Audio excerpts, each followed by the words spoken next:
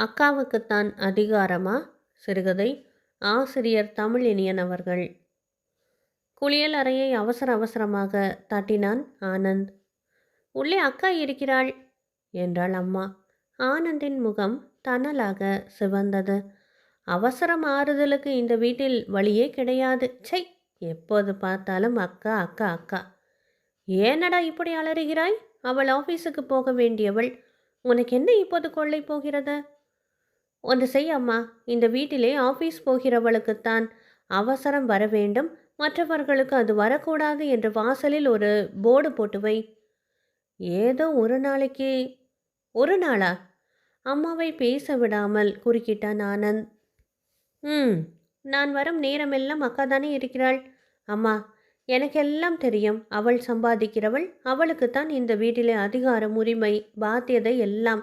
நான் நான் வெறும் தண்டச்சோறு தானே. எனக்கு குளியலறை எதற்கு? குளியல் எதற்கு?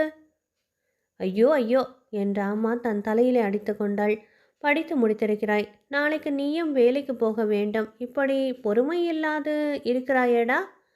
அதற்குள் குளியல் அறையை விட்டு வெளியில் வந்தாள் மாலதி. தம்பியின் ஆர்ப்பாட்டம் உள்ளே இருந்த அவளுக்கும் கேட்டு இருக்க வேண்டும். அதை உறுதிப்படுத்துவதைப் போல வினய புன்னகை ஒன்று அவள் இதழ்களில் நெளிந்தது. போடா என்றாள் ஆனந்திடம். ரேடியோ வைத்தான் ஆனந்த். அம்மா பறந்தோடி வந்தாள். ஆனந்த், அக்கா பூஜை செய்கிறாள். உனக்கு தெரியவில்லை? அதற்கு நான் என்ன பண்ண? ரேடியோவை நிறுத்துடா. அடுத்த அறையிலே பூஜை செய்கிறவளுக்கு இங்கே ரேடியோ பாடுவது காதில் விடாது. கவலைப்படாதே. என்னடா இது குதர்க்கம்? அக்காவுக்காக வேண்டாமடா. ஒரு தெய்வ மரியாதைக்காவது ரேடியோவை 5 நிமிடங்கள் நிறுத்தி வைக்கக்கூடாதா? அம்மா, நீயம்மா ஜாலம் பேசுகிறாய். அக்கா கோபிப்பாள். அதனால் நிறுத்து என்று சொல்லிவிட்டு போயேன். அதை விட்டுவிட்டு கடவுள் அது இது என்று ஏன் என்னை அனாவசியமாக பயமுறுத்துகிறாய் என்றவன் விருட்டென்று எழுந்தான். அடுத்த வினாடி சுவிட்ச் போர்டில் இருந்த பிளக் படீரென்று கீழே விழுந்தது. அன்று காலையில் கம்யூனிட்டி சென்டர் மைதானத்தில் கிரிக்கெட் பந்தயம் நடப்பதாக இருந்தது. ஆனந்த் ஒரு கிரிக்கெட் ரசிகன். சீக்கிரமாக அங்கு போகும் எண்ணத்துடன் டிஃபனுக்காக உட்கார்ந்தான். அதை கவனித்தாள் அம்மா. இன்னைக்கு இட்லி கிடையாது, தோசை தான். மாலதிக்கு வார்த்து போட்டுவிட்டுத்தான் உனக்கு வந்ததே கோபம் ஆனந்துக்கு. எதற்காக அம்மா என்னையும் ஒரு பிள்ளையாக பெற்றாய்? மாலதியோடு நிறுத்தி இருக்கக்கூடாது என்றவனாக சீறிக்கொண்டு எழுந்தான். எனக்கு தோசையும் வேண்டாம், ஒன்றும் வேண்டாம். சட்டையை மாட்டிக்கொண்டு வெளியிலே புறப்பட்டான் அவன். ஆனந்த், நான் வேண்டுமானால் இருந்து பிறகு சாப்பிட்டு கொள்கிறேன். வெளியே போவதாக இருந்தால் நீ முதலில் சாப்பிட்டு விட்டு போ என்றாள் மாலதி.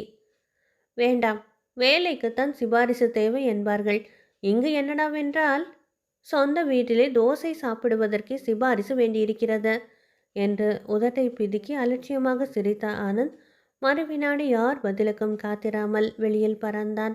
11 மணிக்குத்தான் அவன் வீடு திரும்பினான். அவன் கையிலே ஏதோ ஒரு கடித உரை இருந்தது. அம்மா. என்னடா? வேலைக்கு போகிறவர்கள் தான் எஜமானர்கள், மற்றவர்கள் அடிமைகள் என்பதுதானே இந்த வீட்டின் சித்தாந்தம். இதோ பாரு, எனக்கும் வேலைக்கான உத்தரவு வந்துவிட்டது. நாளையிலிருந்து நானும் வேலைக்கு போகப் போகிறேன். அப்போது அக்கா கூறிய அவசரம், உரிமை, முன்பாத்தியதை எல்லாம் எனக்கும் கொடுத்தாக வேண்டும். மறுக்கவே முடியாது. கர்வமும் கம்பீரமுமாக பேசிய மகனிடமிருந்து அந்த உத்தரவு கடிதத்தை வாங்கி கண்களில் ஒற்றிக்கொண்டாள் அபிராமி அம்மாள். மாலதி, ஆனந்தனுக்கு வேலை கிடைத்து விட்டது. அப்படியா என்று குதித்து வந்தாள். ஆமாம் அக்கா, உன்னை போலவே நானும் இந்த வீட்டு கௌரவ பிரஜையாகிவிட்டேன் என்றான் ஆனந்த் மிதமிஞ்சிய மெடுக்கோடு. ரொம்ப சந்தோஷம். நீ வேலைக்கு போகிறாய் என்ற காரணத்தை காட்டி என் சுதந்திரத்துக்கு யாரும் இனி தடைபட முடியாது. ஆனந்த் வெற்றியை மதர்ப்புடன் சிரித்தான். ஆனால் அவன் துரதிர்ஷ்டம், அந்த வெற்றி களிப்பு கொஞ்சமும் நீடிக்கவில்லை.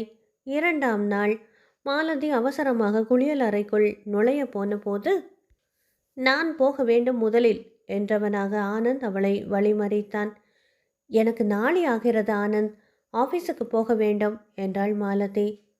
அடி சக்கை, உன் பழைய பல்லவி இனி செல்லுபடியாகாதக்கா. நானும் தான் ஆஃபீஸ் போக வேண்டும். அப்போது அம்மா வந்தாள். ஏ ஆனந்த், மாலதிக்கு 8 மணிக்கு ஆஃபீஸ். உன்னுடைய ஆஃபீஸ் 10:30 மணிக்கு தானே ஆரம்பம் என்றாள் அவள் கண்டிப்பு நிறைந்த தொனியில். சரியான பாயிண்டில் அம்மா அவனை உடனே மடக்கிவிட்டாள். ஆத்திரம் ஒரு பக்கம், ஏமாற்றம் மறுபக்கம். செய்வதறியாது விழித்தான் ஆனந்த். மாலதி சிரித்து கொண்டே உள்ளே நுழைந்தாள். விவகாரம் அத்துடன் முடியவில்லை. அடுத்தடுத்து நடந்த பூஜை, புனஸ்காரம், சாப்பாடு எல்லாவற்றிலும் முன்னை போலவே இப்போதும் 2வது இடம் தான் கிடைத்தது ஆனந்தனுக்கு. கேட்டால் 8 மணி ஆஃபீஸ் என்ற சாக்கு. அச்சோ, உத்தியோகம் கிடைத்தும் மாலதியை மட்டம் தட்ட முடியவில்லையே என்று மனம் குமைந்தான் ஆனந்த். மாலதிக்கு திருமண ஏற்பாடுகள் வெகு வேகமாக நடந்தன. இரும்பு திரை அகன்றதை போல இருந்தது ஆனந்தனுக்கு. அப்பாடா, இன்னும் கொஞ்ச நாட்களில் மாலதி இந்த வீட்டை விட்டு போய்விடுவாள். பிறகு நாம் தான் இந்த வீட்டுக்கு ராஜா என்று நிம்மதி பெருமூச்சு விட்டான் அவன். சீக்கிரமே ஒரு நல்ல முகூர்த்தத்தில் மாலதிக்கு மனமாகியது. கணவன் வீட்டுக்கு புறப்பட்டாள் அவள். பெரியவர்களிடம் விடை பெற்று கொண்டு தம்பியிடம் வந்தாள் மாலதி.